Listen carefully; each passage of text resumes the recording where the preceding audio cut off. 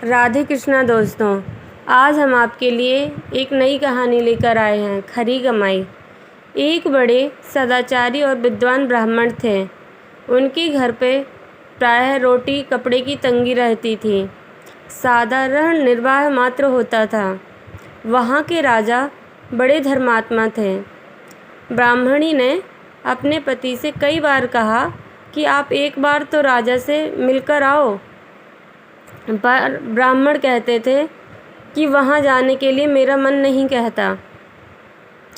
वहाँ जाकर आप मांगो कुछ नहीं, केवल एक बार जाकर आओ। पत्नी ने ज़्यादा कहा तो स्त्री की प्रसन्नता के लिए वे राजा के पास चले गए। राजा ने उनको बड़े त्याग से रहने वाले गृहस्थ ब्राह्मण जानकर उनका बड़ा आदर सत्कार किया और उनसे कहा कि आप एक दिन और पधारें। अभी तो आप मर्जी से आए हैं। एक दिन आप मेरे पर कृपा करके मेरी मर्जी से पधारें। ऐसा कहकर राजा ने उनकी पूजा करके आनंद पूर्वक उनको विदा किया। घर आने पर ब्राह्मणी ने पूछा कि राजा ने क्या दिया।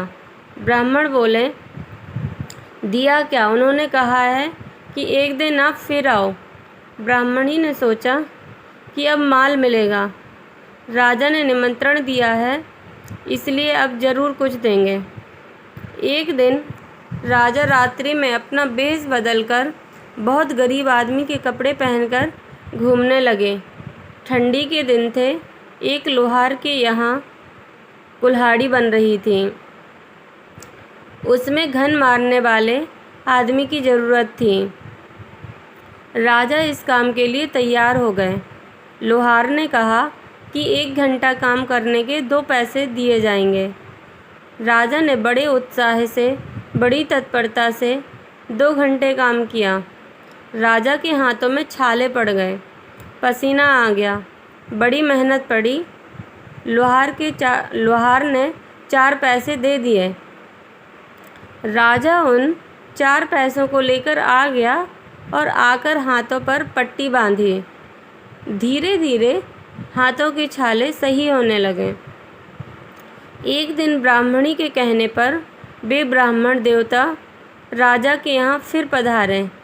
राजा ने उनका बड़ा आदर किया, आसन दिया, पूजन किया और उनको वे 4 पैसे